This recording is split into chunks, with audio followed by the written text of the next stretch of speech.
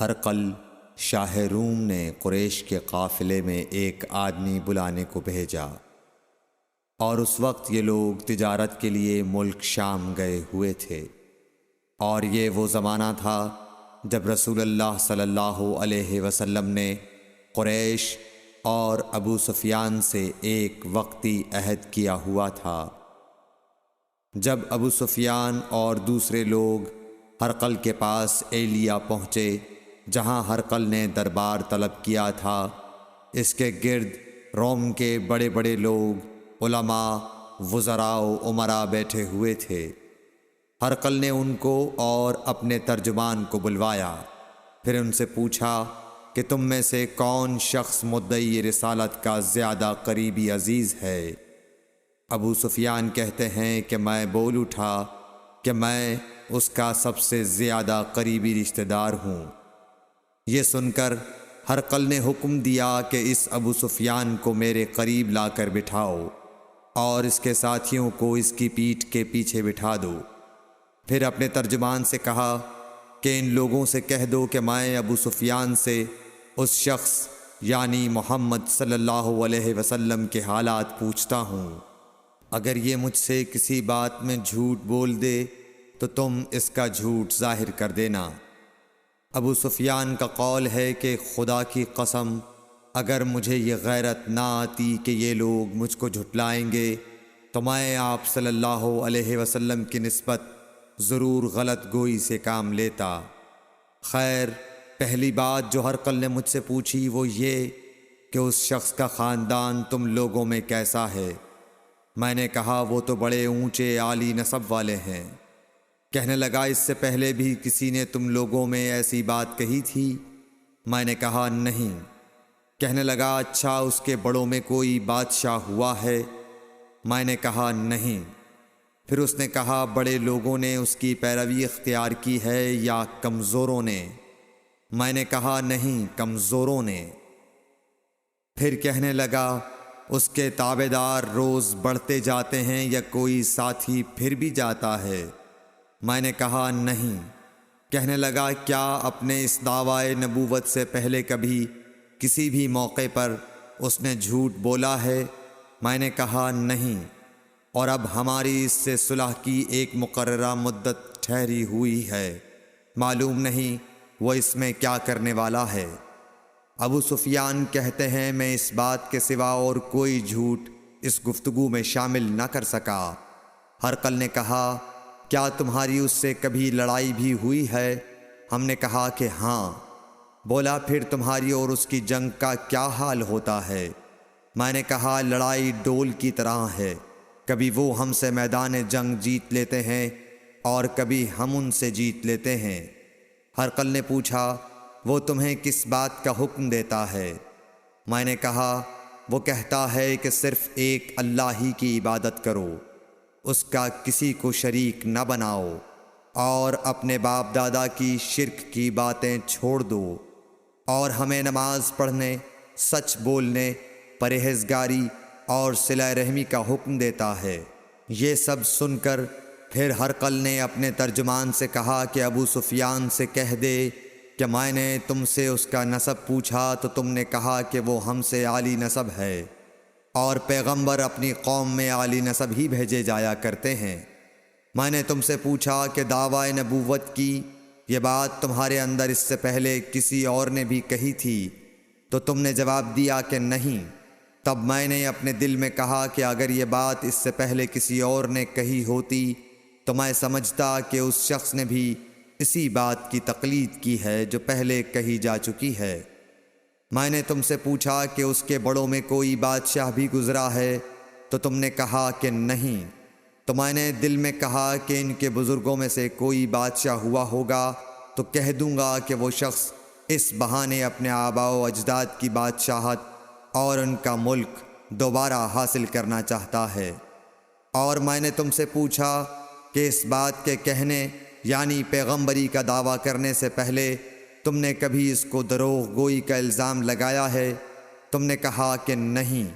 تو میں نے سمجھ لیا کہ جو شخص آدمیوں کے ساتھ دروغ گوئی سے بچے وہ اللہ کے بارے میں کیسے جھوٹی بات کہہ سکتا ہے۔ اور میں نے تم سے پوچھا کہ بڑے لوگ اس کے پیرو ہوتے ہیں یا کمزور آدمی؟ تم نے کہا کمزوروں نے اس کی اتباع کی ہے۔ تو دراصل یہی لوگ پیغمبروں کے متبعین ہوتے ہیں۔ اور میں نے تم سے پوچھا کہ اس کے ساتھی بڑھ رہے ہیں یا کم ہو رہے ہیں؟ تم نے کہا کہ وہ بڑھ رہے ہیں، اور ایمان کی کیفیت یہی ہوتی ہے حتیٰ کہ وہ کامل ہو جاتا ہے۔ اور میں نے تم سے پوچھا کہ آیا کوئی شخص اس کے دین سے ناخوش ہو کر مرتد بھی ہو جاتا ہے؟ تم نے کہا نہیں۔ تو ایمان کی خاصیت بھی یہی ہے، جن کے دلوں میں اس کی مسرت رچ بس جائے وہ اس سے لوٹا نہیں کرتے۔ اور میں نے تم سے پوچھا کہ آیا وہ کبھی عہد شکنی کرتے ہیں؟ تم نے کہا نہیں۔ پیغمبروں کا یہی حال ہوتا ہے، وہ عہد کی خلاف ورزی نہیں کرتے۔ اور میں نے تم سے کہا کہ وہ تم سے کس چیز کے لیے کہتے ہیں؟ تم نے کہا کہ وہ ہمیں حکم دیتے ہیں کہ اللہ کی عبادت کرو، اس کے ساتھ کسی کو شریک نہ ٹھہراؤ، اور تمہیں بتوں کی پرستش سے روکتے ہیں، سچ بولنے اور پرہیزگاری کا حکم دیتے ہیں۔ لہٰذا اگر یہ باتیں جو تم کہہ رہے ہو سچ ہیں تو ان قریب وہ اس جگہ کا مالک ہو جائے گا کہ جہاں میرے یہ دونوں پاؤں ہیں۔ مجھے معلوم تھا کہ وہ پیغمبر آنے والا ہے، مگر مجھے یہ معلوم نہیں تھا کہ وہ تمہارے اندر ہوگا۔ اگر میں جانتا کہ اس تک پہنچ سکوں گا تو اس سے ملنے کے لیے ہر تکلیف گوارا کرتا۔ اگر میں اس کے پاس ہوتا تو اس کے پاؤں دھوتا۔ ہرقل نے رسول اللہ صلی اللہ علیہ وسلم کا وہ خط منگایا جو آپ نے وحیہ کلبی رضی اللہ تعالیٰ عنہ کے ذریعے حاکم بصرہ کے پاس بھیجا تھا، اور اس نے وہ ہرقل کے پاس بھیج دیا تھا۔ پھر اس کو پڑھا تو اس میں لکھا تھا، اللہ کے نام کے ساتھ جو نہایت مہربان اور رحم والا ہے۔ اللہ کے بندے اور اس کے پیغمبر محمد صلی اللہ علیہ وسلم کی طرف سے یہ خط ہے شاہ روم کے لیے۔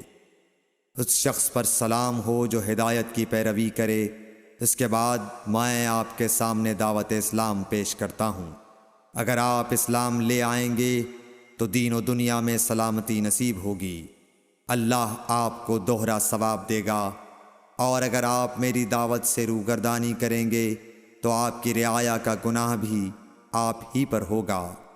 اور اے اہل کتاب، ایک ایسی بات پر آ جاؤ جو ہمارے اور تمہارے درمیان یکساں ہے، وہ یہ کہ ہم اللہ کے سوا کسی کی عبادت نہ کریں اور کسی کو اس کا شریک نہ ٹھہرائیں، اور نہ ہم میں سے کوئی کسی کو خدا کے سوا اپنا رب بنائے۔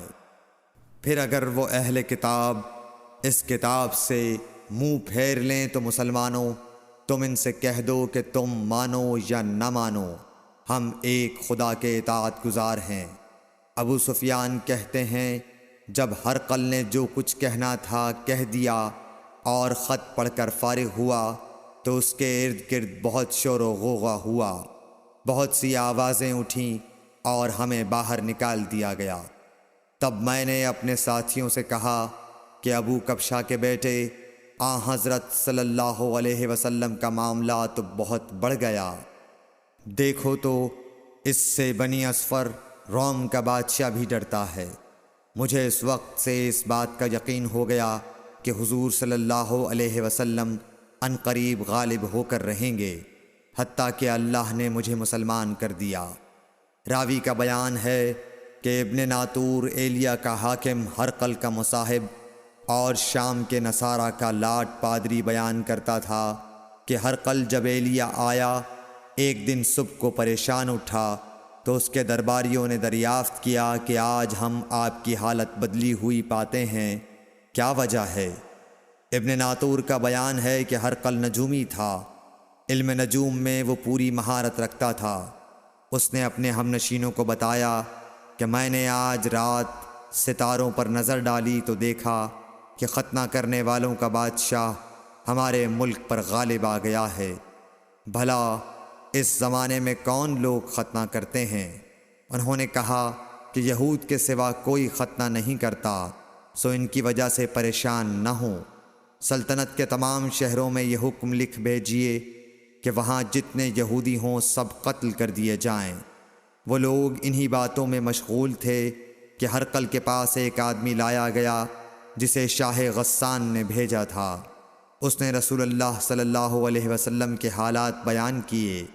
جب ہرقل نے سارے حالات سن لیے تو کہا کہ جا کر دیکھو وہ ختنہ کیے ہوئے ہے یا نہیں۔